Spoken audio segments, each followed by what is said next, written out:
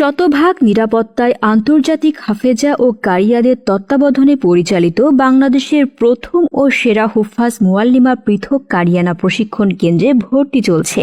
আপনি কি আপনার তিলাওয়াতকে বিশ্বজয়ী ও আন্তর্জাতিক হাফেজাদের মতো করতে চান? তাহলে এই কোর্সটি আপনার জন্য।